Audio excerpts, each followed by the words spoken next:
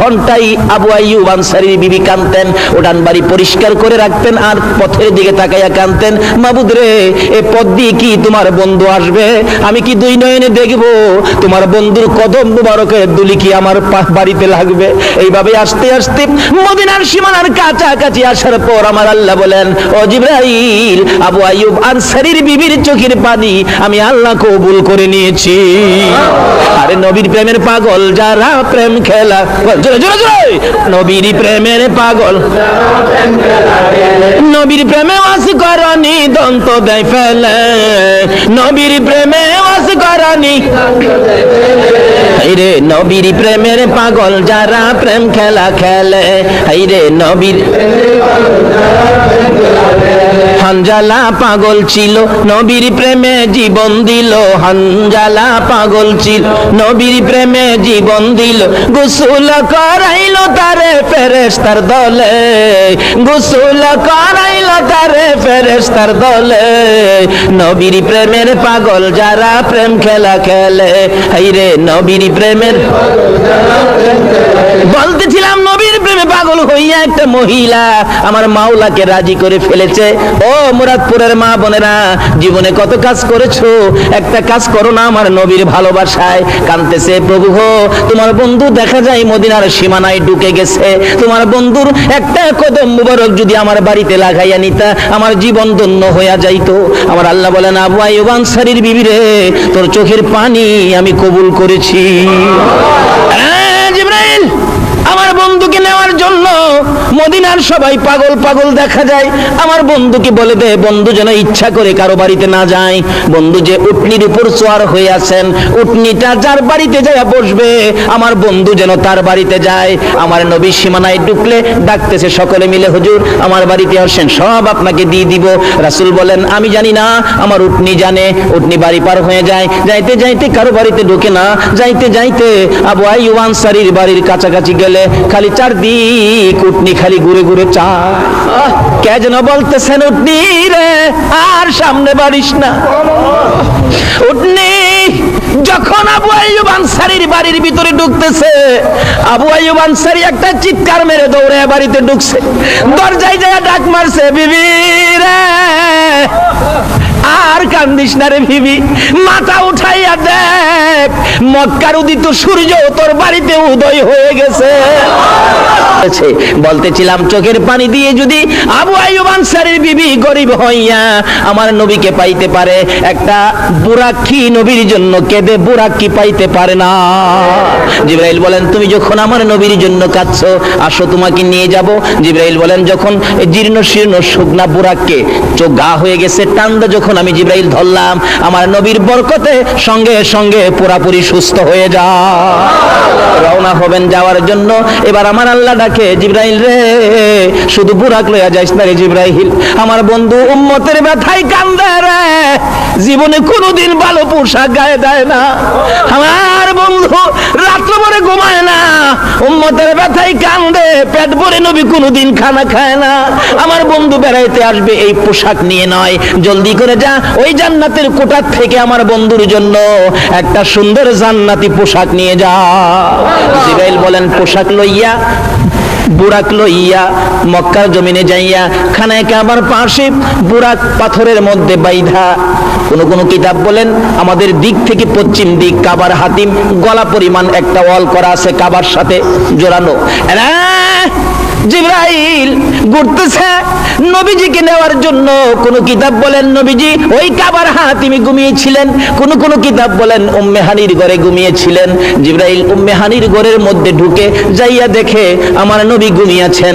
জিবরাইল টেনশনে পড়ে গেল, চিন্তাত পড়ে গেল, কিভাবে নবীজির ঘুম ভাঙাবো, যে নবীকে নাম নিয়ে ডাক দেওয়া যায় না, যে নবীর গায়ে ধরে ধাক্কাও দেওয়া যায় না, কিভাবে জিবরাইল ধাক্কা দিবে?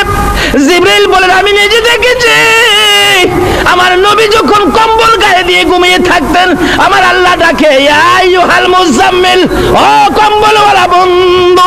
নবী যখন চাদর গায়ে দিয়ে ঘুমাইতো, আমার আল্লাহ ডাকতেন ইয়া আইয়ুহাল মুদাসসির, ও চাদরওয়ালা বন্ধু। আমার আল্লাহ যেখানে নবীকে নাম নিয়ে ডাক দেয় না, কম্বলওয়ালা বন্ধু, চাদরওয়ালা বন্ধু বলে ডাকে, আমি জিবরাইল কিভাবে নাম নিয়ে ডাক দিব? যেই নবীকে নাম নিয়ে ডাক দেওয়া যায় না, গায়ে ধরে ধাক্কাও দেওয়া যায় না, আমি এখন কি করব? আমার আল্লাহ বলেন জিবরাইল রে, তোর জিহ্বাটুকুন আমার নবীর পাও মোবারকে লাগাইয়া দে। জিবরাইল নির্দেশ মতো জিহ্বা বাহির করে পাও মোবারকে লাগাইলে ঠান্ডা ঠান্ডা ভাব। নবীজির ঘুম ভেঙে গেলে আমার নবী বলেন তাকাইয়া দেখি জিবরাইল আমার পায়ের পাশে বসা। প্রশ্ন করে ফেললেন, ও জিবরাইল কি করেছো? আমার ঘুম কেন ভাঙ্গাইলি? কিভাবে ভাঙ্গাইলি? জিবরাইল বলেন ইয়া রাসূলুল্লাহ, আপনি ঘুমাইলে ডাক দেওয়া যায় না, আপনি ঘুমাইলে ধাক্কাও দেওয়া যায় না। ওই যে দেখেন বুরাক অপেক্ষায় আছে আপনাকে নেওয়ার জন্য। হুজুর আল্লাহর বাড়িতে যাবেন, উঠেন তাড়াতাড়ি উঠেন। আমাকে কিভাবে ঘুম ভাঙ্গালি? ঠান্ডা কি যেন লাগলো। জিবরাইল বলেন হুজুর আমার জিহ্বাটুকুন বাহির করে আপনার কদম মোবারকে লাগিয়েছি। আমার নবী বলেন এ কি করলে রে জিবরাইল? সকল ফেরেশতার সর্দার হইয়া তোর জিহ্বায় আমার পায়ে লাগাইলি। জিবরাইল বলেন ইয়া রাসূলুল্লাহ, আমি সকল ফেরেশতার সর্দার হতে পারি গো, আপনি নবীর পায়ের দুলির সামনে আমার কোনো পাওয়ার নাই। এই নবী পাইয়া বলুন আমরা খুশি না বেজার? ছেড়ে দে নৌকা মাঝি যাব মদিনায়, বলুন বলুন, ছেড়ে দে নৌকা মদিনাতে কান্দে নবী উম্মতের মায়ায়, মদিনাতে কান্দে নবী, ছেড়ে দে নৌকা মাঝি যাব মদিনায়, ছেড়ে দে নৌকা। আল্লাহ নামের বর্ষা করি সারলাম নবীর প্রেমের তরি, আল্লাহ নামের বর্ষা করি সারলাম নবীর প্রেমের তরি। দয়াল নবীর রওজা খানি আমায় দেখাও না, দয়াল নবীর রওজা খানি, ছেড়ে দে নৌকা মাঝি যাব মদিনা, ছেড়ে দে নৌকা মাঝি। ভাই সব কষ্ট হইতেছে আপনাদের? জান্নাতি পোশাক পরুন, দেরি করা যাবে না, সময় কম। সময় কি আমরারে বুঝাইছে সময় কম। আর বন্ধুর সাথে বন্ধুর আলাপ কত বছর হয়েছিল? বলতেছিলাম জিবরাইল বলেন ইয়া রাসূলুল্লাহ এই পোশাকটুকুন খুলে নতুন পোশাক পরুন, বেড়াইতে যাবেন সকলে আপনাকে দেখবে। আমার নবী বলেন কোন পোশাক পরবো রে জিবরাইল? জান্নাতের সুন্দর পোশাকগুলো আমার নবীর সামনে যখন তুলে ধরলেন, আমার নবী দুইটা চোখের পানি জর্জর করে ছাড়ে। জিবরাইল বলেন হুজুর এত সুন্দর পোশাক পাইয়া কেন কান্দেন? পোশাক গায়ে দেন, জলদি করে লন, তৈয়ার হন। আমার নবী বলেন না রে জিবরাইল, এই পোশাক দেখে আমার বড় চোখের পানি আসতেছে, কান্না বন্ধ করতে পারি না। জিবরাইল বলেন ইয়া রাসূলুল্লাহ পোশাক দেখে কেন কান্দেন আমি জানতে চাই। আমার নবী বলেন জিবরাইল রে এত সুন্দর পোশাক আমার জন্য আনলি, আমার উম্মতেরা কি এই পোশাক পাবে না? যতক্ষণ পর্যন্ত আমার উম্মতের জন্য এই পোশাকের বাজেট না হয়, ও জিবরাইল আমি নবী এই পোশাক গায়ে দেব না। আরে দয়াল নবী প্রেমের ছবি আর আসবে না জগতে, আমার দয়াল নবী প্রেমের ছবি আর আসবে না। হাসর দিনে উম্মত বিনে, হাসর দিনে উম্মত বিনে যাবে না নবীজি বেহেশতে। দয়াল নবী প্রেমের ছবি আর আসবে না জগতে, আমার দয়াল নবী প্রেমের ছবি আর আসবে না। আবার আল্লাহ বলেন ও জিবরাইল আমার বন্ধু যখন আসতে চায় না, আমার পক্ষ থেকে ঘোষণাটুকু আমার বন্ধুর কানে পৌঁছে দে। জিবরাইল বলেন ইয়া রাসূলুল্লাহ খবর হয়েছে, বাজেট হয়েছে, আপনার আশিক যারা হবে, আপনার পাগল যারা হবে, আপনার উম্মত যারা হবে, আপনার কথা যারা মানবে, এমন সুন্দর সুন্দর পোশাক আপনার উম্মতের জন্য বাজেট হয়ে গেছে। আমার নবী উযু করলেন, 2 রাকাত নামাজ পড়লেন। বলুন, উযু করলেন, তারপরে কি করলেন? 2 রাকাত নামাজ পড়ে নবী বুরাকের কাছে যাইয়া আমার নবী বুরাকের দিকে এতিমের মতো তাকিয়ে আছে। জিবরাইল, এত সুন্দর বুরাক, আমার দেখতে বড় মায়া মায়া লাগে রে। জিবরাইল, এত সুন্দর বুরাক আমি নবী পাইলাম, আমার উম্মতেরা কি পাবে না? জিবরাইল, এই সুন্দর বুরাক যদি আমার উম্মতের জন্য বাজেট না হয় রে জিবরাইল, আমি নবী এই বুরাকের মধ্যে উঠবো না। আমার আল্লাহ বলেন, বন্ধু তো উম্মতের জন্য খুব মায়া, যা কথা দিলাম বন্ধুর উম্মতের জন্য এর চেয়ে আরো সুন্দর বুরাকের বাজেট আমি দিয়ে দিলাম। এখন কি এই বাজেট নিতে গেলে নবীর সাথে দুশ্মনী করে নাকি নবীর কথা শুই না? নবীরে ভালোবাসা দিয়া না দুশ্মনী দিয়া? নবীর কথা মাইন্না নাকি না মাইন্না? নামাজ পইরা নাকি ছাইরা? এই বুরাক পাইতে গেলে নামাজ পড়তে হবে কিনা বলুন তো?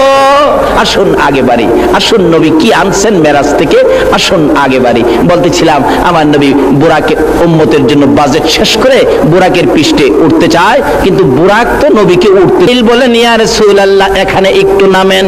আমার নবী বলেন, ওই বাইতুল মুকাদ্দাস মসজিদে যাইয়া নাইমা দেখি সকল নবী রাসূলকে কবর থেকে উঠাইয়া এখানে হাজির করে রাখছে। সব নবী রাসূলকে কবর থেকে উঠাইয়া বলছে, যাও তোমরা আমার বন্ধুকে ইজ্জত দাও, আমার বন্ধুর সম্মান আরো বাড়াইয়া দাও। নবী রাসূলকে দিয়ে আমার আল্লাহ বন্ধুর ইজ্জত বাড়াই, উম্মত হইয়া নবীর ইজ্জত দিতে জানি না। হাবিবকে জিন্দাবাদ জানায়া দাও, সবাই কবর থেকে উঠো। আল্লাহ ডাক দিলে নবী রাসূলগণ কবর থেকে উঠবে কিনা বলুন তো? সবাই ওইটা হাজির হয়েছে এই জমিন থেকে বিদায়, কারণ তারা তো আর উপরে যাবে না, এখান থেকে বিদায় দিবে। তারা বিদায় দিতে গিয়ে যেমন আমরা হজ যাত্রী বিদায় দিতে দিতে কতটুক পর্যন্ত যাই, একবারে রেল স্টেশন পর্যন্ত, আর যারা বেশি ঘনিষ্ঠ তারা যাইতে যাইতে এয়ারপোর্ট পর্যন্ত। বিমান দিয়া তো আর উইরা যাইবার ক্ষমতা না আজ্ঞায় না যারা, কিন্তু দেখা গেল নবী রাসূলগণ সব দাঁড়িয়ে আছে, অনেক নবী রাসূল বীর, সকল নবী রাসূল 1,24,000 নবী রাসূল উপস্থিত। কি অবস্থা! রাসূল বলেন, জিবরাইল, নবীজি আর কারোর সাথে কথা কয় না, খালি জিবরাইলের সাথে কয়, জিবরাইল কি ব্যাপার, এত নবী রাসূল এখানে উপস্থিত? হুজুর এখানে 2 রাকাত নামাজ হবে। 2 রাকাত কি নামাজ হবে? আচ্ছা, আমরা এই জন্য মেরাজের রাত্রে আমরা নফল নামাজ পড়ি। আমাদের এলাকার কিছু কিছু আলেম ওলামার আছে, এরা কয় কোরআন হাদিসে পাইছি না তো এই মেরাজের রাত্রে নামাজ পড়তে হবে, এমন তো আমরা পাইছি না। অথচ মেরাজের রাত্রে নবী প্রথম উযু করে 2 রাকাত নামাজ পড়ছে বুরাকে ওঠার আগে, এটা বলে নামাজ বলে হেরা পাইছে না। আসলে হেরা এই দেখে না কি গো, 2 রাকাত নামাজ হবে, আকামত শুরু হয়ে গেছে। আল্লাহু আকবার না, আকামত শুরু হয়ে গেছে। জামাতে নামাজ পড়লে আকামত দেই কি না আমরা? আকামত শুরু হয়ে গেছে। জিবরাইলের কানে কানে নবীজি গায়, ও জিবরাইল, এত বড় জামাত ইমামতি করবে কে? আদি পিতা মুরব্বী আদম, আদি পিতা মুরব্বী, সবার বয়সে বড় আদি পিতা আদম নবী মনে হয় ইমামতি করবে। জিবরাইল বলেন, ইয়া রাসূলুল্লাহ, আদি পিতা মুরব্বী হইতে পারে, এই জামাতের ইমামতির উপযুক্ত না। জিবরাইল, তাহলে জাতির পিতা ইব্রাহিম বুঝি ইমামতি করবে? জিবরাইল বলেন, ইয়া রাসূলুল্লাহ, জাতির পিতা ইব্রাহিম হতে পারে, এই মাঠের ইমামতির উপযুক্ত ইব্রাহিম না। কে পড়াবে রে জিবরাইল? আমার নবীর হাত ধরে জিবরাইল টাইনা টাইনা নিয়ে যায়, ইয়া রাসূলুল্লাহ, এই মাঠের ইমামতি করবে মুহাম্মাদুর রাসূল। আমার নবী 2 রাকাত নামাজের ইমামতি করে সালাম ফিরাইলে স্লোগান শুরু হয়ে গেল, ইমামুল মুরসালিন সাইয়্যিদুল মুরসালিন। সকল নবীদের সরদার বানাইয়া, ইজ্জতের পাহাড় আমার নবীকে বানাইয়া আল্লাহ বলেন, বুরাকরে আর দেরি করা যায় না, দুনিয়ার ইজ্জত শেষ হয়ে গেছে, এবার চলো আকাশের মধ্যে শুরু হবে। আকাশে যাইতেছে, যাইতে যাইতে প্রথম আসমানে যাইয়া ডাক দিলেন, দরজা খোলো। দরজা খুলে দেওয়ার পর আমার নবী বলেন, আমি দেখি সুন্দর সুন্দর পোশাক পরিহিত লক্ষ লক্ষ ফেরেশতারা দাঁড়াই আছে। আমাকে দেখার পর ডাকতেছে, মারহাবা ইয়া রাসূলুল্লাহ, মারহাবা ইয়া হাবিবাল্লাহ, মারহাবা ইয়া রাসূলুল্লাহ, মারহাবা ইয়া। লক্ষ লক্ষ ফেরেশতারা আমার নবীকে দাঁড়াইয়া দাঁড়াইয়া সম্মান দেয়, ইজ্জত দেয়। আমার নবী বলেন, প্রথম আসমানের দরজা পার হয়ে ভিতরে যাইয়া দেখি হযরতে আদম নবী আদি পিতা দাঁড়াইয়া রইছে। একটু আগে ছিল জমিনে মুসল্লি, একটু পরে আবার দেখা যায় দাঁড়াইয়া রইছে। এটা কোন খেলা? জোরে জোরে কন্যা সুবহানাল্লাহ। যেই হোক, শুধু এই জায়গাটার মধ্যে ওয়াজ আছে 2 ঘন্টার, সংক্ষেপ করলাম। এখান থেকে বিদায় হয়ে যাবে। আদম নবী বলতেছেন বুকের সাথে বুক লাগাইয়া, বাবা মুহাম্মদ যাও, তুমি উপরে যাও, এই দরজা তোমার জন্য খোলা, আর কারো জন্য নয়। যাও। আমার নবী যাইতে যাইতে সপ্ত আকাশ পর্যন্ত যাইয়া দেখে ইব্রাহিম নবী বসা দেখা হলো, অথচ একটু আগে ছিল আমার নবীর মুসল্লি, এখন আবার দেখা যায় সপ্ত আসমানে বসা। আমার আল্লাহ বলেন দেখা করো, দেখা করো। দেখা হয়ে গেল, এবার আলাপ হলো। এখানে বসে আছো ও আদি পিতা, ও জাতির পিতা ইব্রাহিম, অনেক আলাপ এখানে চলছে। এখানে 2 ঘন্টার ওয়াজ, এখান থেকে আবার বিদায় হয়ে যাবে। ইব্রাহিম নবী বলতেছেন যাও গো বাবা মুহাম্মদ, সামনে বাড়ো, যত উপরে তুমি যাইবা গো, এই রাস্তাটুকুন শুধু তোমার জন্য খোলা, আর কারো জন্য উপরের রাস্তা খোলা না। আমার নবী বুরাকের পৃষ্ঠে জোয়ার হইয়া জিবরাইলকে সঙ্গী লইয়া যাইতে যাইতে সিদরাতুল মুনতাহা যাইয়া বুরাক একটা বড়ই গাছের নিচে থেমে গেলেন। সিদরাতুল মুনতাহায় জিবরাইল বলেন ইয়া রাসূলুল্লাহ, এই বড়ই গাছের নিচে আপনি নেমে যান। বড়ই গাছের নিচে নেমে প্রশ্ন করলেন, জিবরাইল আমি কি আল্লাহর বাড়িতে এসে গেছি? জিবরাইল বলেন না না হুজুর, এটা সিদরাতুল মুনতাহা, এখানে অপেক্ষায় থাকুন, আপনাকে নেওয়ার জন্য আসবে। জিবরাইল বলেন ইয়া রাসূলুল্লাহ, এখন পর্যন্ত আমি আর বুরাকের ক্ষমতা শেষ, উপরের রাস্তা আমরা চিনি না, যাইতে পারবো না। আমার নবী বলেন জিবরাইল তুমি কি এখন পর্যন্তই আসতে পারো? জি। আর উপরে যাইতে পারো না? না। ইব্রাহিম নবীর সাথে যে মাতবুরি কর্তা এখানে আইসা ওই, আচ্ছা আমার নবী সব খবর জানে কিনা? জিবরাইল কই কি কবে ইব্রাহিম নবীর সাথে কথা কইছি হাজার হাজার বছর আগে, এই নবী এই খবর জানে কেমনে? সুবহানাল্লাহ। জানেনি আমরা নবী?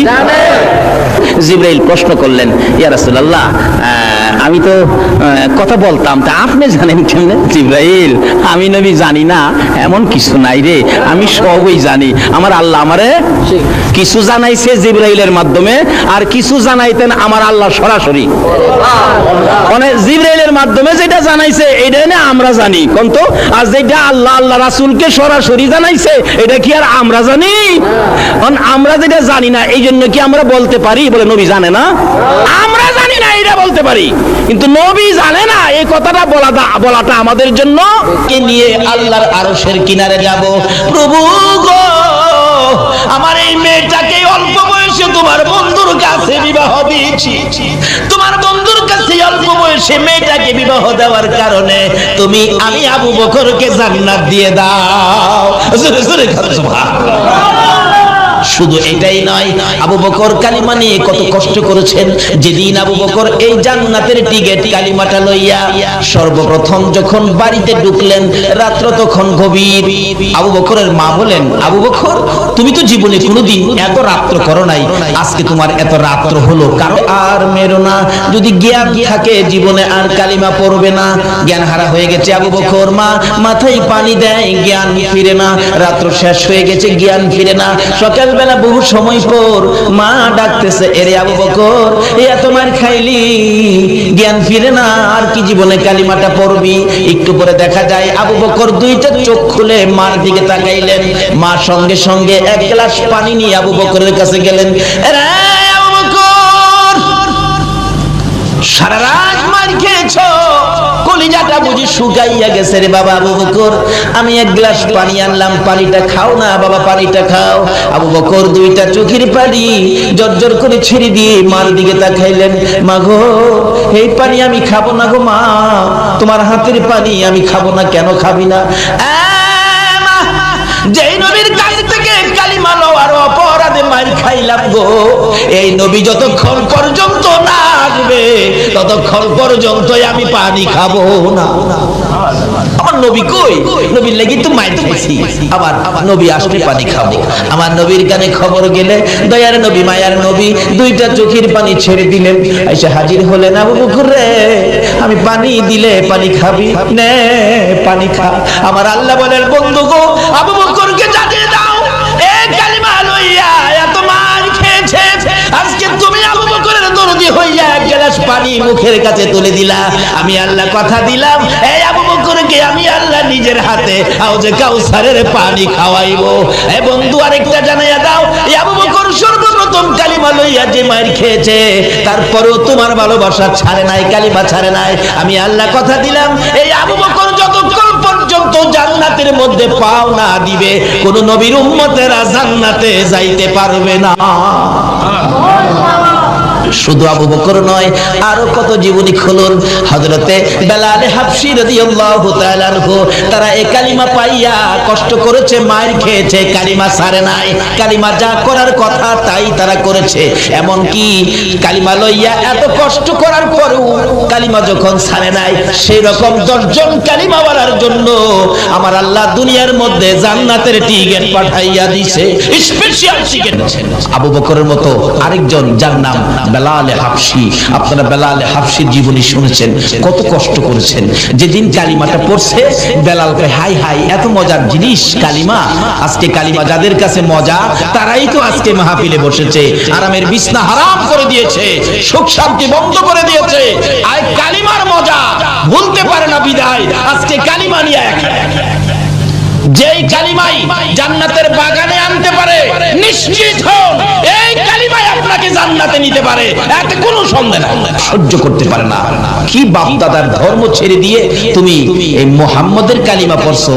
বেলাল নিষেধ দিলাম কালকে রাতে না শুনি, কিন্তু কালিমা যারা পড়ছে তারা কি কারণ নিষেধে বন্ধ করতে পারে?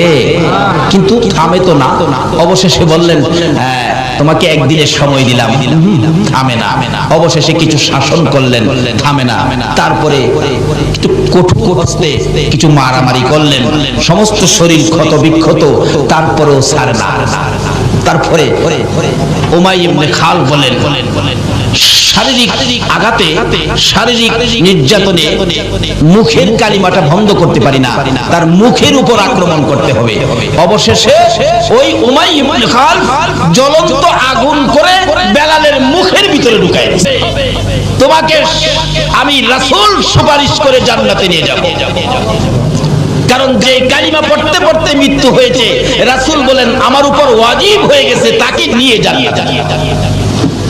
কিন্তু কালিমা নসিব হবে না, মুখ দিয়ে কালিমা বাহির হবে না এক কিসিমের মানুষের, যারা মা বাবাকে কষ্ট দিচ্ছেন। বলুন কাকে? যারা মা বাবাকে কষ্ট দিচ্ছেন তাদের মুখ থেকে কালিমা বাহির হবে না। কারণ কবি বলেন শিকায়াত তো হার কুনাত উস্তাজেরা, গ্রেফতারে বাসাত বালা চারেরা। কিছু জিনিস আছে যেমন পীর, উস্তাদ, বুজুর্গ, আল্লাহর ওলি এবং মা বাবা, এই কিসিমের পার্সন যারা, তাদের সাথে যারা বেয়াদবি বেত্তমিজি করেছেন, তাদের শাকায়াত যারা করেছেন, তাদের উপর 4টা বালা মুসিবত আক্রমণ করবে। 1 নম্বরে হবে তাদের মধ্যে কোনো শান্তি থাকবে না। বাড়িঘর বড়, বিদ্যা বুদ্ধি অনেক, টাকা পয়সাও বেশি, জিগাইলে খালি কেবল না, শান্তি নাই, কোনো শান্তি তাদের মধ্যে থাকবে না। 2 নম্বরে হবে তাদের রুজি রোজগারের মধ্যে বরকত হবে না। 3 নম্বরে হবে তাদের মওত হবে অ্যাক্সিডেন্টে, মওত হবে অ্যাক্সিডেন্টে। 4 নম্বরে হবে মৃত্যুর সময় তার কালিমা নসিব হবে না। খানে কাবা তোয়াফ সবকিছু মাকে পিঠে লইয়া, বুড়া মা হুজুর পিঠে লইয়া মারে, হজের আহকাম সবগুলো আমি আদায় করছি। এইভাবে যে মারে পিঠে লইয়া আমি এই কষ্টটা করছি, আল্লাহর নবী গো মার হকটা কি আমার আদায় হইছে? রাসূল বলেন ও সাহাবী, তোমার মারে পিঠি নিয়া এটুকুন কাজ করার পরে জিজ্ঞেস করছো মার হক আদায় হইছে কিনা? আমি রাসূল বলে দিলাম এইটুকুন কাজ মারে পিঠের উপর করে যেই কষ্ট তুমি করেছো, এই কষ্টের বিনিময় তোমার মায়ের 1 ফোঁটা দুধের হক এখনো আদায় হয় না। আল্লাহর প্রিয় বান্দা হয়ে যাবেন, যদি কন্যা সুবহানাল্লাহ। একজন আল্লাহর ওলির জীবনী, নামটা আমার খেয়াল নাই, উনি রাস্তা দিয়ে হাইজা যেতেছে, যাতে পরে একটা বাচ্চা ছেলে গরুরে ঘাস খাওয়াইতেছিলেন। অনেক সময় গরু ঘাস খাওয়ায় না বাচ্চারা, এই হুজুর দেখে সালাম দিলেন, হুজুর আসসালামু আলাইকুম। বাচ্চারা এরকম হুজুরের সালাম দেয় না, কিন্তু যাকে সালাম দিলেন নামটা আমার খেয়াল নাই, উনি আল্লাহর ওলি ছিলেন। আল্লাহর ওলি বলেন বাবা বাচ্চা মানুষ সালাম দিলা, তোমার নাম কি বাবা? তোমার নাম কি? হুজুর আমার নাম তো হলো ইমামউদ্দিন।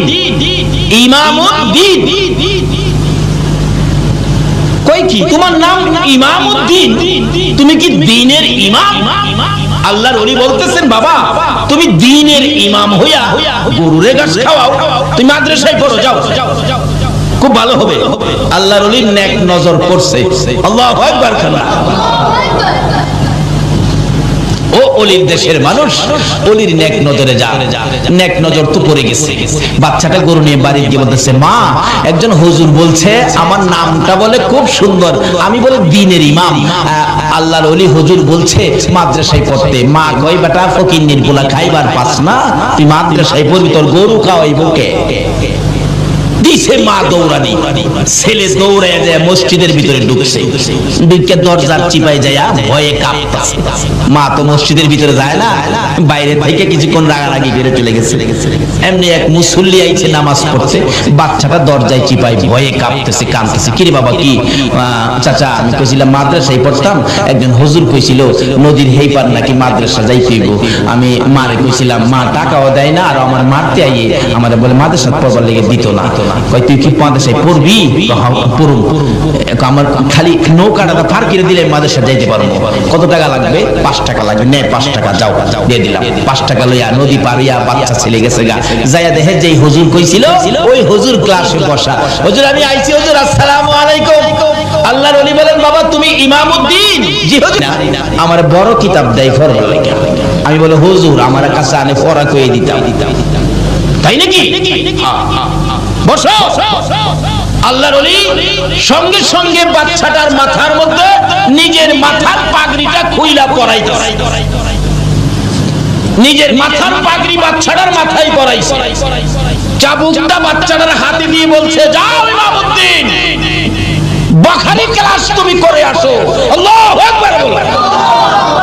একজন আল্লাহর ওলির নেক নজর, বুখারী ক্লাস করে আসো। এবার তো উস্তাদ হইয়া ওই ইমামউদ্দিন ক্লাসে বসে ডাকতেছে, আসো বাবারা কার কি সবক বলতে হবে আসো আমি বলে দেই। হ্যাঁ হুজুর এখানতে কর। বাস ফটার ফট কিতাব পড়তেছে। সুবহানাল্লাহ। তাই কবি বলেন, বেনি আন্দার কুদ উলুমে আম্বিয়া, বেনি আন্দার কুদ উলুমে আম্বিয়া, বে কিতাবিউ বে মুঈদি উস্তাদ। আল্লাহ কয়, আমি আল্লাহ ইচ্ছা করলে মাদ্রাসা ছাড়া, স্কুল ছাড়া, ভার্সিটি ছাড়া, কলেজ ছাড়া, কিতাব ছাড়াও আমি আল্লাহ আমার ওলিদের নেক নজর পাইলে ডাইরেক্ট ইলম দেওয়ার ক্ষমতা আমার আছে। জোরে জোরে কোন সুবহানাল্লাহ। কিন্তু ওই সমস্ত হাস্তির সাথে, পীর বুজুর্গ মা বাবার সাথে বেয়াদবি বেত্তমিজি করবেন না।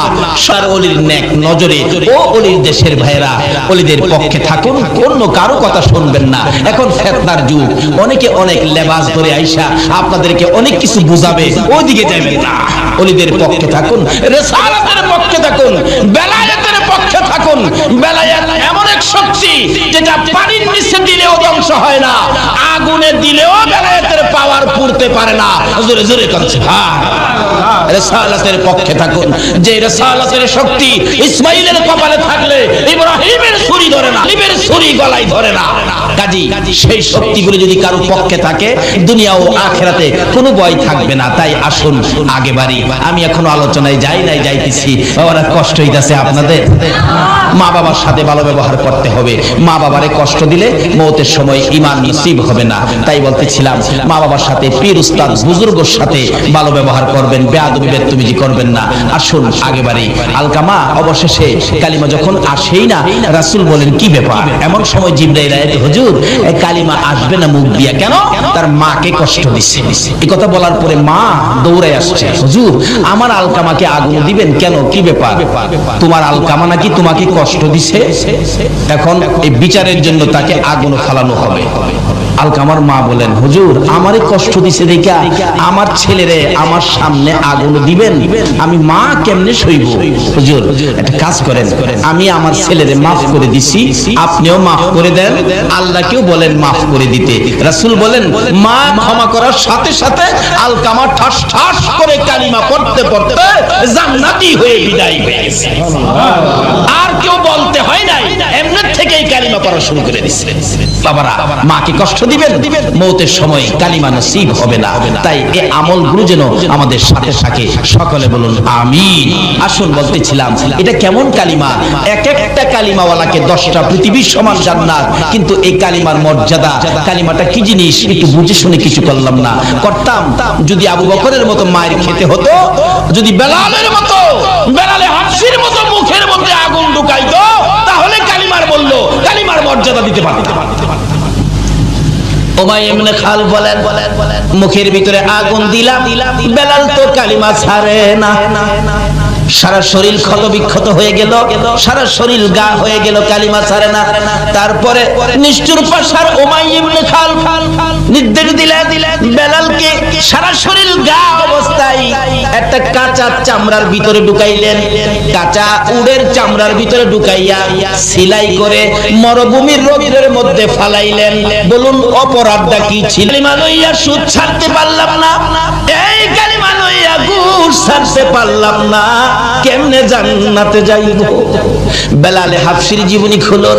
বেলালে হাফসি কাঁচা চামড়ার ভিতরে সারা দিন রোদ্রের মধ্যে, বেলাল শ্বাস ফালাইতে পারে না, মরুভূমির রোদ্রের তাপে আলুর মতো সিদ্ধ হয়ে গেছে। বিকাল বেলা যখন চামড়ার সিলিটা খুলে দিত, বেলাল জ্ঞান হারা হয়ে মাথা জমিনে ফালাইয়া দিত। তারপরও বেলালকে নিস্তার দেয় নাই উমাইয়া ইবনে খালফ। এই কালিমাটার অপরাধে বেলালের গলায় রশি লাগাইয়া দিত।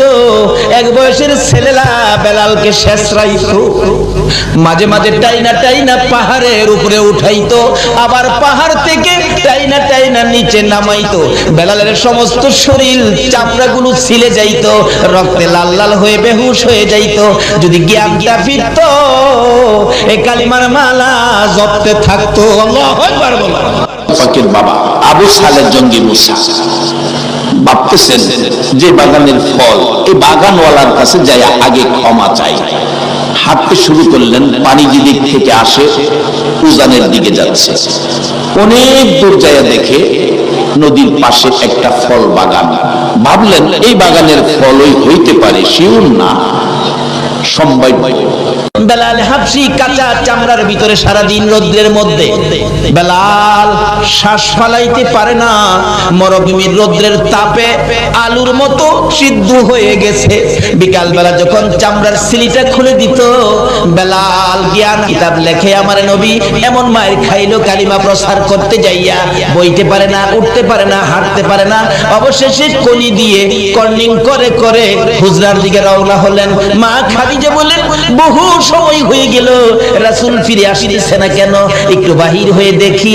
ঘর থেকে বাহির হইয়া মা খাদিজা বলেন, আমি দেখতেছি একটা পূর্ণিমার চাঁদ বালুর সাথে গড়াগড়ি করে। চিৎকার মেরে ডাক দিলেন, খাদিজা তুমি কে গো? বালুর সাথে গড়াগড়ি করো, তুমি কে জানতে চাই? আমার নবী খাদিজার কণ্ঠের আওয়াজ পাইয়া দূর থেকে চিৎকার মেরে ডাকলেন, খাদিজা রে, ও খাদিজা, আমার চামড়া উঠাইয়া ফলাইছে। মা খাদিজা বলেন, দৌড়ে যাইয়া নবীজির পাশে গেলাম। আমার কাঁধের উপর বর করে নবীজি দাঁড়াইয়া আস্তে আস্তে হাঁটতেছে আর বলতেছে, খাদিজা রে, এই কালিমা প্রচারের জন্য গিয়েছিলাম, আবু জাহেল কোনো কথা মানলো না, শুনলো না রে, শুধুমাত্র মারতে ছিল, মারতে মারতে রক্তে লাল লাল করেছে। আমার আল্লাহ বলেন, বন্ধুগো খাদিজারে সাক্ষী বানাইলাম, এই কালিমা লইয়া কত মায়ের খেয়েছো। বন্ধু খাদিজারে সাক্ষী বানাইয়া কথা দিলাম, এই কালিমাটা যারা পড়বে, এই কালিমা নিয়ে যারা চলবে, এই কালিমার মালা যারা গলায় নিবে গো, আমি আল্লাহ 10টা পৃথিবীর সমান একটা জান্নাত আমি দান করে দিলাম। যেই নবী রক্ত দিয়ে কালিমা দিয়ে 10টা পৃথিবীর সমান একটা জান্নাতের মালিক আপনাকে আমাকে বানাইলো, বলুন এই নবীর চিনা দরকার আছে কিনা? বাবারা, জান্নাতের মালিক হলেন নিশ্চিত আপনারা জান্নাতি। কেন? এই জান্নাতের টিকিট রোজগার করেছে মায়ের খেয়ে, রক্ত দিয়ে, না খেয়ে পেটে পাথর বেঁধে মায়ের দেশ বাবার দেশ মক্কা ছেড়ে মদিনায় হিজরত করে এই জান্নাতের টিকিট আমাদেরকে কে দিয়ে গেলেন বলুন তো? কালিমাওয়ালার জীবনী খুলুন। হযরত আবু বকর সিদ্দিক রাদিয়াল্লাহু তাআলা যেদিন কালিমার মালা গলায় নিয়েছে, আল্লাহু আকবার বলুন, এদিন আর নিজের ইচ্ছাই কোনো কাজ আবু বকর করে না। কালিমা যা বলে, কালিমার ভিতরে যা নির্দেশ সেটাই মানে। আবু বকর কালিমা পড়ার পর কিভাবে আবু বকর নিজেকে পরিচালনা করেছেন, আবু বকর কালিমা পড়ার পর কালিমার সাথে সম্পর্ক কত গভীর। একদিন আবু বকর মা আয়েশা সিদ্দিকাকে জিজ্ঞেস করেন, আয়েশা, তোমাকে অল্প বয়সে নবীজির কাছে বিবাহ দিছি, অল্প বয়সে, তুমি কি জানো তোমারে কেন বিবাহ দিছি? মা আয়েশা বলেন, বাবা গো, আমি তো জানি না। আবু বকর বলেন, আয়েশা রে, অল্প বয়সে তোমাকে নবীর কাছে বিবাহ দিয়েছি। অল্প বয়সের রাসূলের কাছে বিবাহ দেওয়ার কারণ হলো আমি আবু বকর জান্নাতে যেতে চাই। আল্লাহু আকবার। যেহেতু কালিমা পড়েছি, জান্নাতের টিকিট পেয়েছি, আমি জান্নাতে যেতে চাই। হাসরের দিন যদি জান্নাতে যাওয়ার সকল আমল যদি আমার বরবাদ হয়ে যায়, কোন আমল যদি আল্লাহর কাছে গ্রহণযোগ্য না হয়, কোন আমলের বিনিময়ে যদি আমি আবু বকর জান্নাতে যাইতে না পারি রে আয়েশা, সর্বশেষে আমি তোমাকে নিয়ে আল্লাহর আরশের কিনারে যাব। প্রভু গো, আমার এই মেয়েটাকে অল্প বয়সে তোমার বন্ধুর কাছে বিবাহ দিয়েছি, তোমার বন্ধুর কাছে অল্প বয়সে মেয়েটাকে বিবাহ দেওয়ার কারণে তুমি আমি আবু বকরকে জান্নাত দিয়ে দাও। জোরে জোরে সুবহানাল্লাহ। শুধু এটাই নয়, আবু বকর কালিমা নিয়ে কত কষ্ট করেছেন। যেদিন আবু বকর এই জান্নাতের টিকিট কালিমাটা লইয়া সর্বপ্রথম যখন বাড়িতে ঢুকলেন, রাত্র তখন গভীর। আবু বকরের মা বলেন, আবু বকর, তুমি তো জীবনে কোনোদিন এত রাত্র করো নাই, আজকে তোমার এত রাত্রের বেলা। এমনকি কিতাব লেখে, মারতে মারতে আবু বকরের সকল শরীরের মধ্যে রক্ত জমাট হয়ে গেছে, এমনকি নাকে দিয়ে মুখে দিয়ে রক্ত বাহির হয়েছে। জ্ঞানহারা হয়ে গেলেন আবু বকর।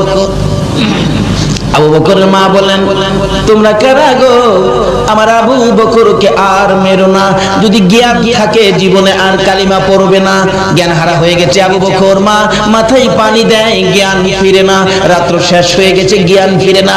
সকালবেলা বহু সময় পর মা ডাকতেছে, এরে আবু বকর, এত মার খাইলি, জ্ঞান ফিরে না, আর কি জীবনে কালিমাটা পড়বি?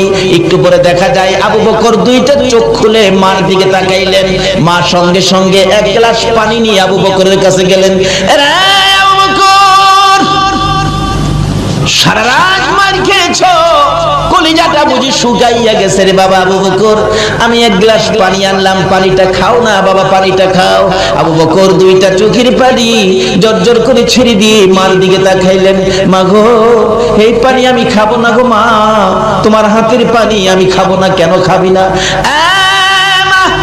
যেই নবীর কাছ থেকে কালিমা লওয়ার অপরাধে মার খাইলাম গো, এই নবী যতক্ষণ পর্যন্ত না আসবে ততক্ষণ পর্যন্ত আমি পানি খাবো না। আমার নবী কই? নবীর লাগি তো মার খাইছি, আবার নবী আসলে পানি খাবো। আমার নবীর কানে খবর গেলে দয়ার নবী, মায়ার নবী দুইটা চোখের পানি ছেড়ে দিলেন। এসে হাজির হলেন, আবু বকর রে, আমি পানি দিলে পানি খাবি? নে পানি খা। আমার আল্লাহ বলেন, বন্ধু গো, আবু বকরকে জানিয়ে দাও, এই কালিমা লইয়া এত মার খেয়েছে, আজকে তুমি আবু বকরের দরদি হইয়া এক গ্লাস পানি মুখের কাছে তুলে দিলা। আমি আল্লাহ কথা দিলাম, এই আবু বকরকে আমি আল্লাহ নিজের হাতে হাউজে কাউসারের পানি খাওয়াইবো। এই বন্ধু, আরেকটা জানাইয়া দাও, এই আবু বকর সর্বপ্রথম কালিমা লইয়া যে মার খেয়েছে, তারপরেও তোমার ভালোবাসা ছাড়ে নাই, কালিমা ছাড়ে নাই। আমি আল্লাহ কথা দিলাম, এই আবু বকর যতক্ষণ পর্যন্ত জান্নাতের মধ্যে পাও না দিবে, কোন নবীর উম্মতেরা জান্নাতে যাইতে পারবে না।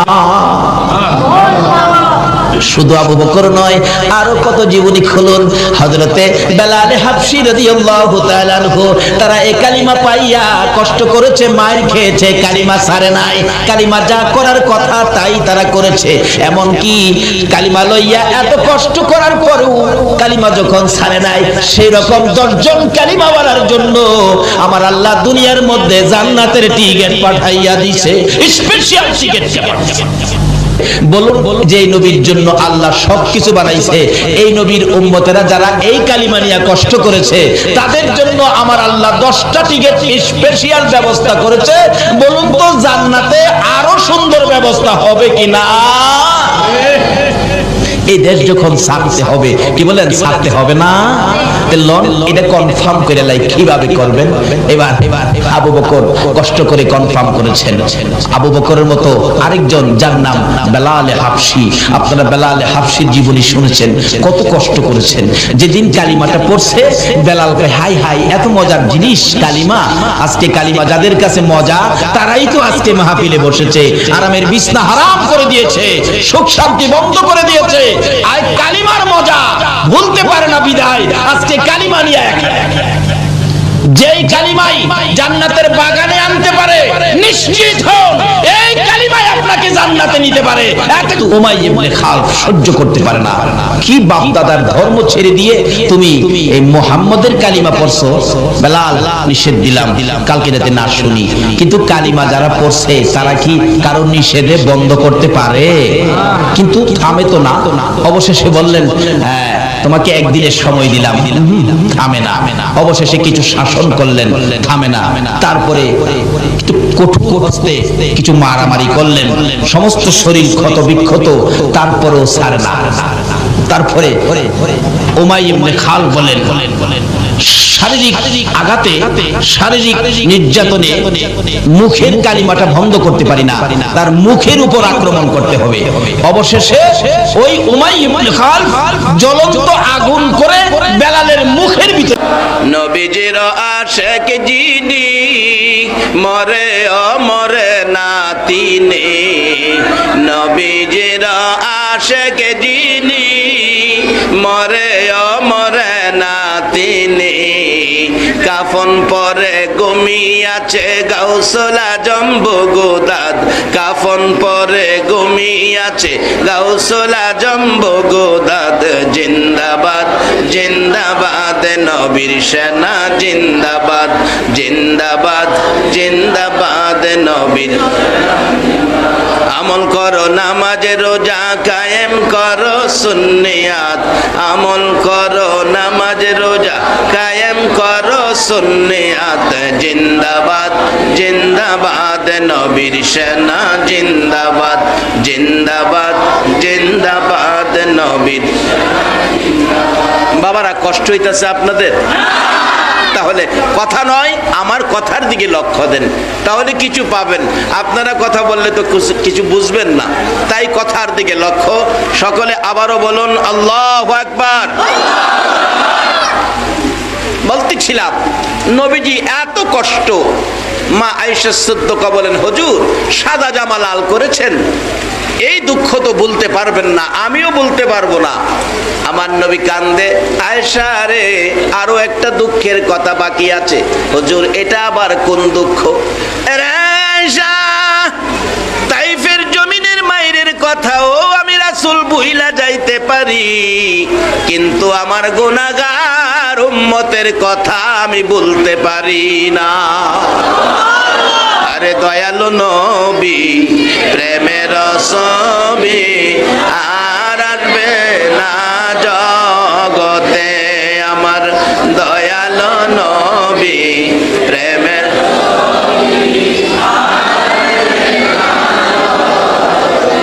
হাসর দিনে উম্মত বিনে, হাসর দিনে উম্মত বিনে যাবে না নবীজি বেহেশতে, দয়ালু নবী প্রেমের ছবি আর আসবে না জগতে, আমার দয়ালু নবী প্রেমে আর আসবে না। 63 সাল জিন্দিগি কাছে বলে উম্মতি, 63 সাল কাছে বলে উম্মতি, এখনো কান্দে শুয়ে মদিনাতে নবী, এখনো কান্দে শুয়ে মদিনাতে, দয়ালু নবী প্রেমের ছবি আর আসবে না জগতে, আমার দয়ালু নবী প্রেমের।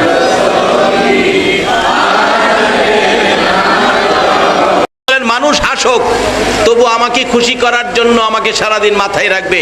তোমরা কে কে আসো? সাহাবীরা হাত তুলছে, হুজুর আমরা সকলে আপনারে মাথায় রাখবো। হুজুর সিস্টেমটা কিভাবে রাখবো দেখাইয়া দেন। রাসূল বলেন, আমার সুন্নত টুপি, এটা আমার মহব্বতে যারা সারাদিন মাথায় রাখলো, সেই যেন আমি রাসূলকে সারাদিন মাথায় রাখলো। তাইলে রাসূল আমাদের কাছে আছে কিনা বলুন? যার বাস্তব হলো নবীর সুন্নত। এই নবীকে যদি চিনেন আর এই নবীকে যদি ঘরে নেন, এই নবীর আদর্শ যদি ধরতে পারেন, তাহলে কি পরিমাণ আল্লাহর সাথে সম্পর্ক হইতে পারে যার বাস্তব।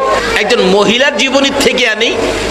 আমার নবী যখন যুবক মক্কা নগরীতে, সারা মক্কায় নবীজির গুণ গরিমা ছড়ে গেল। মোহাম্মদ নামে একটা যুবক মক্কা নগরে, এত সুনাম, এত ভালো চরিত্র, স্বভাব, আখলাক, কথাবার্তা, চালচলন। নাকি আমার নবীর মধ্যে কোনো বেজাল ছিল?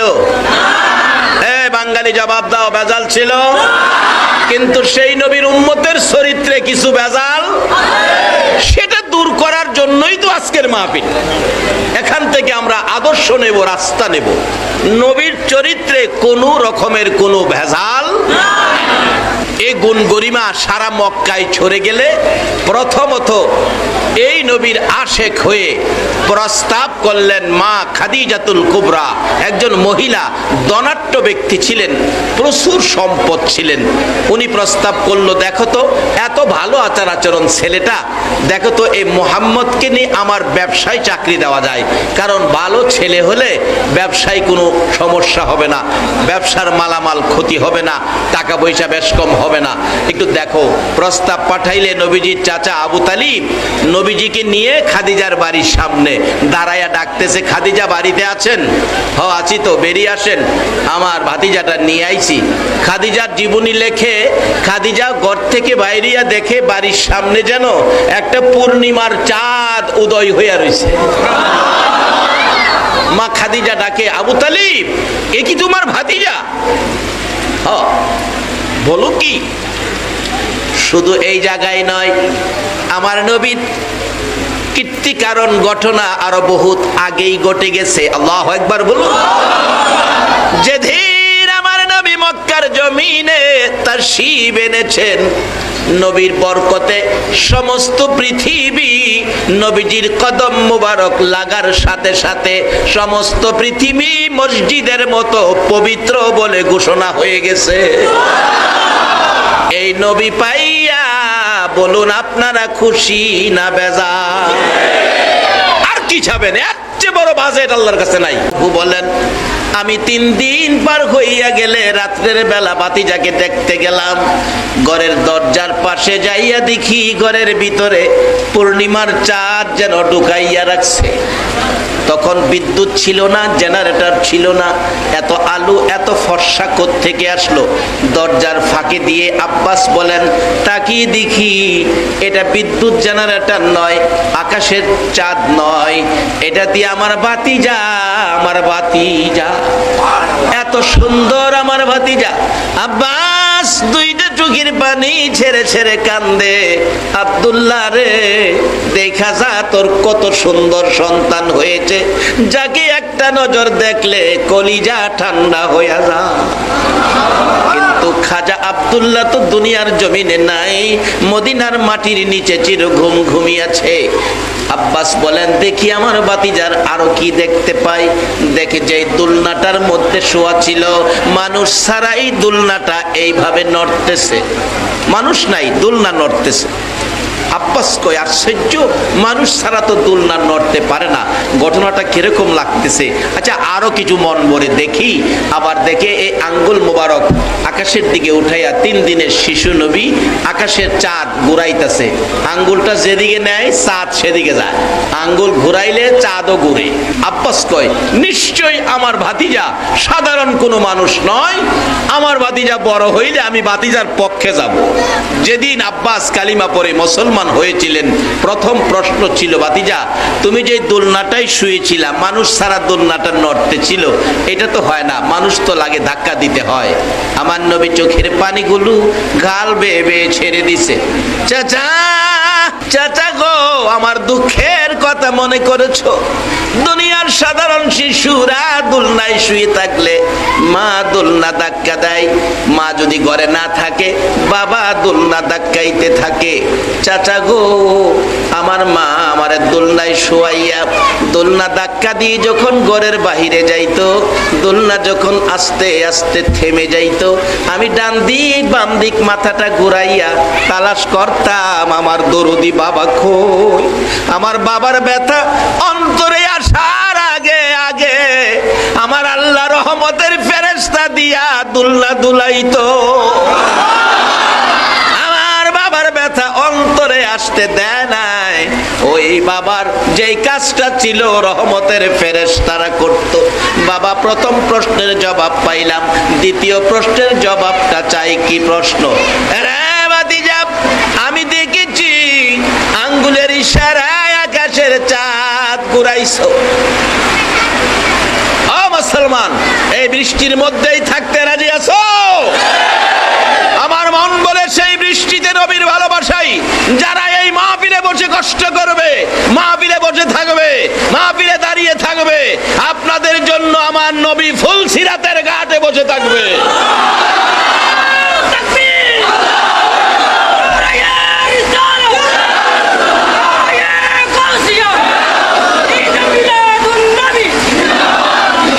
আল্লাহুম্মা সাল্লি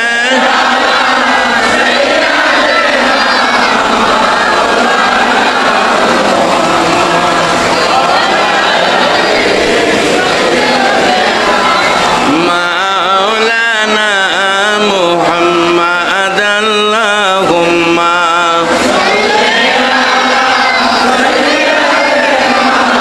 মাওলানা মুহাম্মদ ওয়ালা মাওলানা। আপন আপন করহরে মন, কে আছে তোর আপনা? উম্মতের দরদি নবী শুয়ে আছেন মদিনা। আল্লাহুম্মা সাল্লি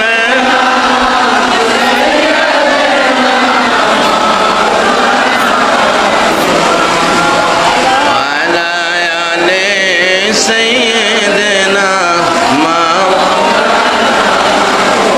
বালাগাল উলা বিকামালিহি কাশাফাত দুজা বিজামালিহি হাসনাত জামিউ খিসালিহি সাল্লু। নবীর চাচা হযরত আব্বাস বলেন, হ্যাঁ বাবা, দ্বিতীয় প্রশ্ন বাকি রয়ে গেছে। কি প্রশ্ন? আমি দেখেছি আকাশের পূর্ণিমার চাঁদ আঙ্গুলের ইশারায় ঘুরাইছো, পৃথিবীর কেউ পারে নাই, আর কেউ পারবেও না। কিভাবে তুমি এই কাজটা করেছো আমি জানতে চাই। আমার নবী ডাকে, চাচা গো, আমার দুঃখের কথাগুলো মনে করে দিয়েছো। ও চাচা, দুনিয়ার জমিনে সাধারণ শিশুরা জন্মগ্রহণ করার পর মা আদর করে, বাবা আদর করে গো চাচা। বাজার থেকে বাবা ফুল কিনে আনে বাচ্চার জন্য। বাচ্চা যে বিছানায় শুয়ে থাকে ওই বিছানার উপর ফুলটা ঝুলাইয়া রাখে।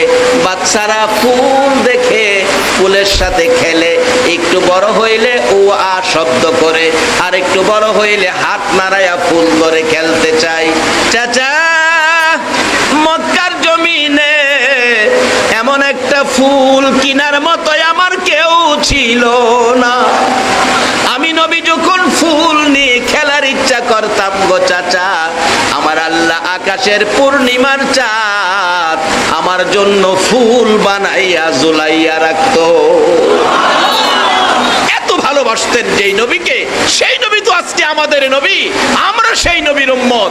আমাদের জন্য কত কিছু বাজেট করেছেন নবীর উসিলাতে, সেই বাজেটগুলি কিভাবে নেব আসতেছি সামনে। আসলে বৃষ্টিটা বেশি হইতেছে, বসার জায়গা পাইতেছে না, পানি। দোয়া করে দিব না,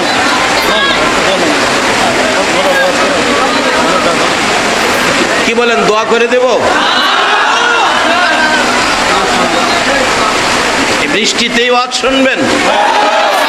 আল্লাহ, এই বৃষ্টিতে ওয়াজ শোনার মুহূর্তটা, এই বরকতময় রমজানের এই সময়ে আল্লাহ তুমি নাজাতের ফায়সালা করে দিও।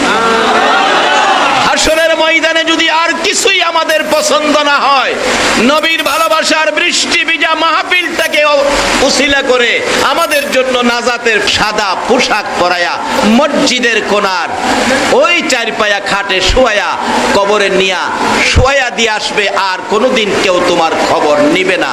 বলুন, এই দিন আমাদের প্রত্যেকের সামনে আছে কিনা? উদ্দেশ্যে তো রাসূল আমাদের একটু উপদেশ দিয়ে গেছেন। উপদেশটা কি? কাফা বিল মাউতি ওয়াইজান, একটা ওয়াজ যথেষ্ট, তুমি মৃত্যুর কথাটাকে স্মরণ করো। আচ্ছা বলুন, আমরা সকলেই একদিন মরতে হবে কিনা? তাতে কারো কোনো আপত্তি আছে? যেই হোক, আসুন আমরা নবীর কথা মাইনা কিছু রোজগার আজকে এই মাহফিল থেকে করে নেই।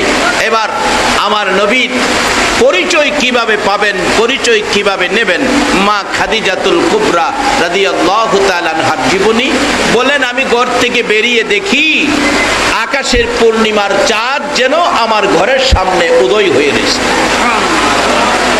জিজ্ঞেস করলেন, ও আবু তালিব, এ কি তোমার ভাতিজা? তোমার ভাতিজা? যা শুনছি সব চেহারার মধ্যে আছে। আমি তোমার ভাতিজাকে ছাড়বো না, আমি চিনা ফেলাইছি। মা খাদিজা চিনা ফেলাইছে। আজকে যারা মাহফিলে বৃষ্টির মধ্যে বসে আছেন, আমার মন কয় আপনারাও চিনা ফেলাইছেন। এই নবীকে একদিন এই কষ্টের বিনিময় আল্লাহ যেন ঘুমের ঘরে স্বপ্নে দেখাইয়া দেয়। বলুন, নবীজিকে যদি একদিন স্বপ্নেও ঘুমের ঘরে দেখা যায়, জাহান্নামের আগুন কি হবে? আওয়াজ করে বলুন, কি হবে? একদিন যদি কেউ স্বপ্নেও দেখেন জাহান্নামের আগুন চিরতরে হারাম। আল্লাহ আজকের এই কষ্টের বিনিময় আর কিছু দেখ বা না দেখ, নবীজিকে একদিন ঘুমের ঘরে স্বপ্নে দেখাইয়া দেখ। সকলে বলুন আমিন। আসুন আলোচনার দিকে লক্ষ্য দেন। আলোচনা আমি সংক্ষেপ করে শেষ করে দিব, যেহেতু বৃষ্টি বেশি, কম সময়ে বেশি কথা বলতেছি। মা খাদিজা বলেন, ও আবু তালিব, তোমার ভাতিজাকে আমি ছাড়বো না, আমার ব্যবসায় চাকরি দেব। জিজ্ঞেস করলো, তোমার ভাতিজার লেখাপড়া কি? ব্যবসায়ী তো হিসাব কিতাব লিখতে হবে, লেখাপড়া জানে? আবু তালিব কয়, আমার ভাতিজা তো লেখাপড়া জানে না, কারণ লেখাপড়া শিখাইব কে? নবীর ভাতিজার তো বাবা নাই, অল্প বয়সে মা মারা গেছে, লেখাপড়া শেখানোর কেউ নাই, কাজী লেখাপড়া জানে না। আচ্ছা, আপনাদের ধারণা কি নবী কি লেখাপড়া জানে না? আল্লাহু আকবার বলুন, আল্লাহু আকবার। নবী যেই ভার্সিটিতে লেখাপড়া করছে, এই ভার্সিটি ছাত্র একজন, শিক্ষক একজন, ছাত্র একজন। ছাত্র হলো নবী মুহাম্মাদুর রাসূলুল্লাহ, শিক্ষক হলো লা ইলাহা ইল্লাল্লাহ। অনুমতি, ওখানে তো বাপের অনুমতি নিব দূরের কথা, বিয়া শাদীটা করলে বাপ ফেরে আরো গড়তে কি করে। কিন্তু নবী রাসূলের শিক্ষা কি? চাচারকে পর্যন্ত গুরুত্ব দিতে হবে, চাচার সাথেও কোনো কাজে পরামর্শ করতে হবে। বাপ তো আরো ঊর্ধ্বে। যার বাস্তব শুধু আমার নবীর জীবনী না, হযরত ইব্রাহিম আলাইহিস সালামের জীবনী খুলুন। ইব্রাহিম আলাইহিস সালাম সিরিয়া থাকে, ইসমাইল আলাইহিস সালাম মক্কায় বিয়ে করছে, বিয়ে করে চিঠি লিখছে, বাবা বিয়ে করছি, বউ দেখা যাও। ইব্রাহিম আলাইহিস সালাম ঘোড়া চালায়া, বুড়া মানুষ, মক্কায় পৌঁছে ঘরের দরজায় ডাকতেছে, ইসমাইল বাড়িতে আছো? ইসমাইল ছেলের বাড়িতে বাবা আইছে, কত আনন্দের কথা। ও ইসমাইল বাড়িতে আছো? দরজা খুলো। ঘরের ভিতর থেকে ছেলের বউ ডাকে, কে তুমি? এত বড় দুঃসাহস, আমার স্বামীরে নাম লইয়া ডাহ। ইব্রাহিম আলাইহিস সালাম কয় কি রে, আমার ভুলারে আমি ডাহি দুঃসাহস বলে? এটা তো গরম গরম দেখা যা। মাগো, তোমার পরিচয়? আমি ইসমাইলের স্ত্রী। ইব্রাহিম আলাইহিস সালাম কয়, বাবা রে বাবা, স্ত্রী বলে? ইসমাইল কই? বাড়িতে নাই। আইবো এখন? কইতারি না। মা আমি তো বুড়া মানুষ, বহু দূর থেকে আইছি, দরজাটা খোলো, আমি ক্লান্ত হয়ে গেছি, আমি একটু ঘরে বসি, একটু রেস্ট করি, নাস্তা পানি খায়। ঘরের স্ত্রী জবাব দেয়, দরজা খোলা যাবে না। ইব্রাহিম আলাইহিস সালাম কষ্ট পাইছে ছেলের বউয়ের এই ব্যবহার। ঘরের বাহির থেকে কয়, বৌমা ইসমাইল আসলে বইল, বহু দূর থেকে একজন বুড়া মুসাফির আসছিল, বড় কষ্ট পাইয়া গেছে। ইসমাইলে কইও চৌকাটটা বদলায় লাইতো। বাবার নির্দেশ চৌকাট বদলাইতো, আর ওখানে স্ত্রীর নির্দেশে বাবারে বাইর করে দেয়। জানি ওয়াজ করলে রাগ হইবেন, আগামীতে দাওয়াত দিতেন না, এই তৈব না দেন নাই, রোগ দূর করে এলাম ওয়াজগা। হ্যাঁ তুমি জানো বাবা মাই তোমার জান্নাত, বাবা মাই তোমার মসজিদ, বাবা মাই হবে তোমার মাদ্রাসা, বাবা মাই তোমার মক্কা, বাবা মাই হবে তোমার মদিনা। জোরে জোরে বলুন সুবহান। রমজান মাসে কিভাবে বরকত পাবেন? রমজানের প্রথমেই তো বাবা মার বাজেট আসতেছি সামনে। আপনাদের কষ্ট হইতেছে না তো? কষ্ট হইলেও তো ঘন্টা দুয়েক ওয়াজ করতে, প্রত্যেক দিন তো আর আসতে পারি না। ডাকতেছে, বৌমা ইসমাইল আসলে বইল ঘরের চৌকাটটা ভালো না, এটা যেন বদলায়। ইব্রাহিম চলে গেলে কিছুক্ষণের মধ্যে ইসমাইল বাড়ির গেটে আইসা ডাকতেছে, বিবি বল আমার বাড়িতে আজকে কোনো মেহমান আমার বাড়িতে আসছিল কিনা, আমার বাড়ির গেটে কোনো মুসাফির আসছিল কিনা। বিবি ঘরের ভিতর থেকে ডাকে, স্বামী হে তুমি বাহির থেকে চিল্লাও মেহমান মুসাফির আসছিল কিনা। তুমি কি জানো মেহমান মুসাফির আসছিল? কিভাবে বুঝতেছো? বাহিরে দাঁড়াইয়া ডাকতেছো। ইসমাইল দুইটা চোখের পানি ছেড়ে ছেড়ে কান্দে, বিবি গো কেন জানি আমার বাড়ির গেটে আসার পর আমার নাকের মধ্যে আমার বাবা ইব্রাহিমের গন্ধ লাগতেছে। বিবি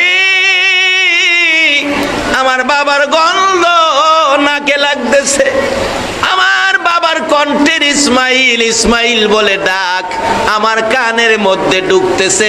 বল কোন মুসাফির, কোন মেহমান আসছিল কিনা? বিবি বলেন আসছিল একজন বুড়া লোক, বহু দূর থেকে, বড় দুঃসাহস দরজায় দাঁড়ায়া তোমার ইসমাইল ইসমাইল কইয়া ডাকে। একটা চিৎকার মারছে ইসমাইল আলাইহিস সালাম, ও বিবি ওই বুড়া লোকটা কই গো? ইসমাইল ইসমাইল বলে যে আমারে ডাকে গো, আমার বাবা ইব্রাহিম সারা কেউ না, আমার বাবা ইব্রাহিম সারা আমার ইসমাইল কইয়া কেউ ডাকবে না। বলে বুড়া লোকটা কোথায়?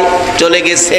বসতে দেশ নাই না, নাস্তা পানি খাওয়াস নাই না, ব্যবহার ভালো করস নাই না। লোকটা কিছু বলেছে? বলেছে ঘরের চৌকাট ভালো না, চৌকাট বদলাইতে। ইসমাইল আলাইহিস সালাম বাবারে খুশি করার জন্য বাবার কথা মানতে যাইয়া বাহির থেকেই বলতেছে, বিবি গো চৌকাটের কথা বলে নাই, তোর ব্যবহার ভালো না, বাবা ইঙ্গিত করে গেছে, যা যা বাবারে খুশি করার জন্য তোরে বের করে দিলাম। বাবারে খুশি করার জন্য স্ত্রী বের করে দিছে, আর ওখানে বাবা মারে বের করে দেয়। নবী রাসূলের শিক্ষা, নবী রাসূলগণের শিক্ষা। আবার বিয়ে করে চিঠি লিখছে, বাবা এবারে চৌকাটটা দেখা যান ভালো না মন্দ। ইব্রাহিম রওনা হলেন, সিরিয়া থেকে মক্কায় আসবেন। অবশেষে বিবি সাহারা বাধা দিলেন, স্বামী যাইও না, বুড়া মানুষ কষ্ট করে যাইবা, ছেলের বউ দরজা খুলে না, যাইও না। ইব্রাহিম আলাইহিস সালাম চোখের পানি ছেড়ে দিলেন, বিবি বাধা দিস না, আমার ছেলেটাকেও তো আমার দেখতে মন চায়, আমি একটু দেখে আসি, বাধা দিস না। সাহারা বলেন, অনুমতি দিতে পারি, গোড়ার থেকে মাটিতে ভাও লাগাইতে পারবা না, একটু দেরি করতে পারবা না, একটা নজর দেখে আবার চলে আসবা। যাও তাই করব। আবারও পরের দিন যায়া ওই বাড়ির গেটে ডাকতেছে, ইসমাইল বাড়িতে আছো? ইসমাইল। ওই পরের বিবিটা একটু ভালো, উনি বলতেছেন, কে গো তুমি এত সুন্দর করে আমার স্বামীর নাম লইয়া ডাকো, নামে তো বোঝা যায় তুমি আপনজন হইবা, আপনজন। ইব্রাহিম আলাইহিস সালাম মনে কিছুটা শান্তি পাইলেন, এবারের বউটা মনে ভালো, মা তুমি কে? আমি ইসমাইলের স্ত্রী। ইসমাইল কোথায়? ঘরে নাই। বাবা আমার পরিচয় নিলেন, আপনার পরিচয় দেন। ইব্রাহিম আলাইহিস সালাম খুশিতে বললেন, মা গো, আমি তো তোমার স্বামী ইসমাইলের কলিজার টুকরা বাবা ইব্রাহিম খলিল। এই কথা বলতে দেরি একটা চিৎকার মেরে দরজাটা খুলে দিয়ে পায়ে পড়ে গেছে। বাবা কেমন আছেন? বাবা গোড়ার থেকে নামেন, ঘরে আসেন। ইব্রাহিম খুশি আর বৌমার দিকে তাকিয়ে বলতেছেন, বৌমা নামতে পারবো না গোড়ার থেকে, তোমার বড় শাশুড়ির নিষেধ, দেরি করতে পারবো না, চলে যেতে হবে। ডাকতেছে ওই পরের বউ শ্বশুরের পায়ে পড়ে, শ্বশুর আব্বাজান নামেন, গোড়ার থেকে নামেন, আমি আপনাকে যেতে দিব না। প্রত্যেক দিন আমার স্বামী ইসমাইল ঘুমের ঘরে বসে বসে ইব্রাহিম ইব্রাহিম বলে কান্দে, বাবা বাবা বলে ডাকে, একটা নজর দেখার জন্য আমার স্বামী ইসমাইল পাগল পাগল হইয়াছে। ইসমাইলের সাথে দেখা না করে আপনাকে যেতে দিব না। গোড়ার থেকে নামেন। মাগো তোমার শাশুড়ির সাথে কথা দিয়ে আসছি, আমি তো মাটিতে পাও দিতে পারবো না। বৌমা ডাকতেছে, বাবা মাটিতে পাও দেওয়া নিষেধ, তাহলে আমি মাটিতে নামাবো না, আপনি একটু অপেক্ষা করেন। কিতাব লেখে বড় একটা পাথর ধাক্কাইয়া ধাক্কাইয়া দরজার কিনারে নিয়ে বলছে, বাবা গো, শাশুড়ি মা মাটিতে নামতে নিষেধ দিয়েছে, পাথরের মধ্যে তো নামতে নিষেধ দেয় নাই, পাথরের মধ্যে নামেন। নামেন। সুবহানাল্লাহ। এই যাইতে বউ আছে, হান আরো গর্তে বাইর করে দেয়। মাগো তুমি যদি তোমার শ্বশুর শাশুড়িরে বাইর করে দাও, তাহলে তুমিও অপেক্ষায় থাকো, তোমারেও বাইর করবো। আইতাছে এক বেটা, কিছুদিন আগের ঘটনা, বাবারে হাত পাও বাইদা পিটাইছে। এখন তার ছেলে কয়, বাবা তুমি যে আমার দাদারে হাত পাও বাইদা পিটাইছো, আমি গেলাম দেখছি, আমিও গেলাম তোমারে পিটাম। আসলে হ্যাঁ ফানানি, ফানা হইছে না? বাবা আদর করেন মা বাবারে। মা বাবার চেহারার দিকে তাকাইলে একটা কবুল 7টা উমরা হজের নেকি পাওয়া যায়। এ রমজানের বরকত 3 কিসিমের ব্যক্তি পাবে না। 3 কিসিমের ব্যক্তি রমজানের বরকত পাবে না। এর মধ্যে একজন হলো যারা বুড়া মা বাবার খেদমত করে না। যেই হোক, লম্বা ঘটনা আমি সংক্ষেপ করে আনছি, মেন আলোচনায় যাচ্ছি। এবার ইব্রাহিম আলাইহিস সালাম ঘরের ভিতরে পাথরে দাঁড়াইলেন, কিছু নাস্তা পানি খাওয়াইয়া বিদায় দিলেন, চলে গেলেন। ইব্রাহিম বলতেছে, বৌমা ইসমাইল আসলে বইলো এবারে চৌকাট ভালো, এটা যেন জীবনে না বদলায়। ইব্রাহিম কিছুক্ষণ পরে চলে গেলে ইসমাইল তো আবারও এসে গেছেন বাড়ির গেটে। আইসা আগের মতো ডাকতেছে, বিবি বল, আমার বাড়ির গেটে কোনো মুসাফির, কোনো বুড়া মানুষ আসছিল? বিবি বলেন, হ্যাঁ আসছিল তো। কই, কোথায় রাখছস? কে সেই মুসাফিরটা? তুমি কিভাবে বুঝতেছো মুসাফির আসছিল? যে তোমার কাছে কেমন মনে হইতেছে, কে আসছিল বলো তো? ইসমাইল বলে, মন খয় আমার বাবা ইব্রাহিম খলিল আসছে। কিভাবে জানো? আমার কাছে বাবার চেহারাটা চোখের সামনে বেশি উঠতেছে। বিবি বল, কে আসছিল? বিবি জবাব দেন, স্বামী গো আসছিল গো বাবা ইব্রাহিম, ইব্রাহিম আসছিল গো। একটা চিৎকার মারছে ইসমাইল, কই রে আমার বাবা কই? দে আমি মন ভরে আগে বাবারে দেখি, 12টা বছর হইছে রে বাবারে দেখি না। আমার নবী বলেছে, উম্মতেরা রে, মা বাবার চেহারার দিকে যদি একটা বার মায়ার নজরে তাকাও, একটা কবুল 7টা উমরা হজের নেকি পায়া যাইবা। বলুন আমার নবীর কথা সত্য না মিথ্যা? নবীর কথা মানা আমাদের দরকার আছে কিনা? নবীর কথা মানবে যারা হবে জান্নাতি। বলুন, নবীর কথা মানবে যারা হবে জান্নাতি। না মানিয়া আবু জাহেল হইল দোজকি, না মানিয়া নবীর কথা মানবে যারা হবে জান্নাতি। নবীর কথা মানবে যারা হবে জান্নাতি। না মানিয়া আবু জাহেল হইল দোজকি, না মানিয়া। আমার নবী বলেছে, উম্মতেরা রে, মা বাবার চেহারা নজরে তাকাইও। সাহাবীরা আরজ করে নিয়া রাসূলুল্লাহ, আমি যদি বারে বারে তাকাই এত নেকি কি আমি পাবো? রাসূল বলেন, একদিনের মধ্যে যদি 100 বার তোমার মা বাবার চেহারার দিকে তাকাও, 100টা কবুল হজের নেকি তুমি পায়া যাইবা। এই শিক্ষা ছিল নবী রাসূলের শিক্ষা। ইসমাইল আলাইহিস সালাম ডাকে, ও বিবি দরজাটা খুল, আমার বাবা কই আমি দেখি। দরজাটা খুলে দিলে ঘরের ভিতরে যাইয়া ইসমাইল এতিমের মতো কান্দে, কই গো আমার বাবা কই? বিবি ডাকতেছে, স্বামী গো কাইদো না, ঘরের ভিতরে আইসা দেখো বাবারে রাখতে পারি নাই, বড় শাশুড়ি থাকার অনুমতি দেয় না, বিদায় চলে গেছে। বাবার পায়ের দাগ আমি পাথরের মধ্যে রাইখা দিছি। রে বিবি, আমার বাবারে আদর করছস, নাস্তা পানি খাওয়াইছস, বাবা কি কিছু বলে গেছে যাওয়ার সময়? হ্যাঁ বলে গেছে, এবারের চৌকাট ভালো, জীবনে যেন না বদলাও। ইসমাইল মুস্কি হাসি দিয়ে বলছে, বিবি গো চৌকাটের কথা বলে নাই, বাবা তোর ব্যবহার ভালো বলে গেছে।